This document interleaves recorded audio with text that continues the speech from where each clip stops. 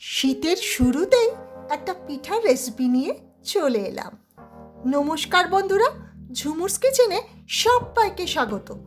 প্রথমেই বলছি, যাদের পিঠা ভেঙে যায় বা গলে যায় তারা ঠিক আমি যেভাবে পিঠা তৈরি করছি সেটা স্টেপ বাই স্টেপ ফলো করুন আর বাড়িতে তৈরি করে ফেলুন। কথা দিলাম, এবারের পিঠা তৈরিতে নিরাশ হবেন না। রেসিপি ভালো লাগলে লাইক ও শেয়ার মাস্ট, আর নতুন নতুন রেসিপির জন্য সাবস্ক্রাইব করতে ভুলে যাবেন না। প্রথমেই একটা পাত্রে আমি হাফ কাপ জল দিয়ে দিলাম। দিয়ে দিচ্ছি 1/4 টিস্পুন নুন, দিয়ে দিচ্ছি 1 টিস্পুন ঘি,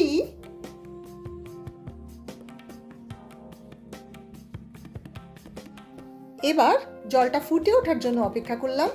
দেখুন, জলটা কিন্তু আমার ফুটে গেছে। এরপর এতে হাফ কাপ চালের গুঁড়ো আমি অ্যাড করে দিলাম। জল আর চালের গুঁড়োর মাপটা কিন্তু 1:1 রাখতে হবে। এবার এটাকে ভালো করে নেড়ে চেড়ে মিশিয়ে দেব।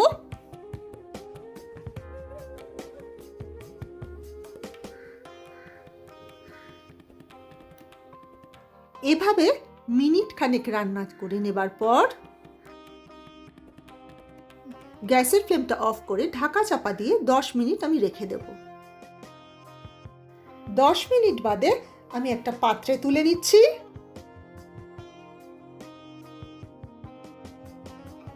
এবার এটাকে খুব ভালো করে হাতের সাহায্যে ঠেসে ঠেসে মেখে নেব। ভালো করে এভাবে মেখে নেবার পর এটাকে খুব ভালো করে ঢাকা চাপা দিয়ে রাখতে হবে, যাতে কোনো রকমের হাওয়া না লাগে। হাওয়া লাগলে কিন্তু এই ডোটা শক্ত হয়ে যাবে। এবার পিঠাগুলোকে গড়ে নেবার পালা। ওই ডো থেকে অল্প একটু ডো নিয়ে হাতের সাহায্যে একটা লেচি কেটে নিচ্ছি।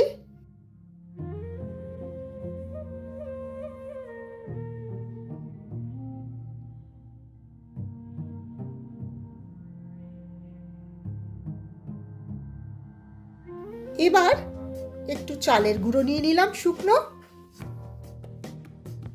এবার এই লেচি থেকে ছোট ছোট অংশ করে কেটে নিয়ে একটু হাতের সাহায্যে প্রেস করে দেখুন পিঠেগুলো আমি তৈরি করে নেব।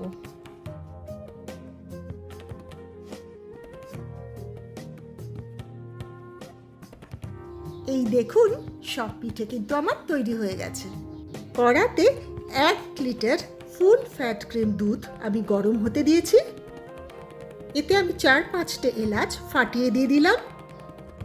দিয়ে দিচ্ছি 3-4টে তেজপাতা। এবার সব ভালো করে নেড়ে চেড়ে মিশিয়ে দেব। দুধটা ভালো করে ফুটে গেলে খুব সামান্য পরিমাণে নুন এতে অ্যাড করে দিলাম।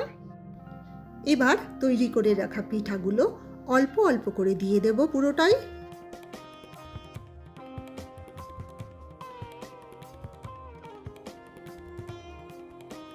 সব ভালো করে নেড়ে চেড়ে মিশিয়ে দেব। 1 টিস্পুন ঘি আমি এতে অ্যাড করে দিচ্ছি।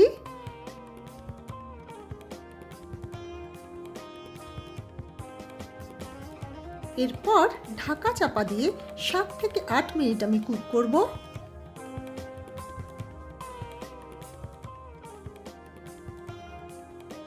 7 থেকে 8 মিনিট কুক করবার পর ফেরত এসে সব ভালো করে নেড়ে চেড়ে মিশিয়ে দেব।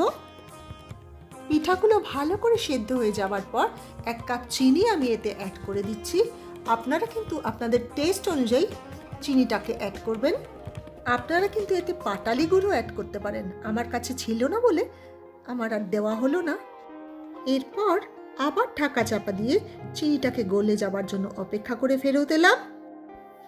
সব শেষে কিশমিশ আমি উপর থেকে ছড়িয়ে দিলাম। পিঠা কিন্তু আমার একদম রেডি। গ্যাসের ফ্লেমটা আমি এবার অফ করে দিলাম। দেখলেন তো কত সহজে তৈরি হয়ে গেল আমার এই সিমুই পিঠা।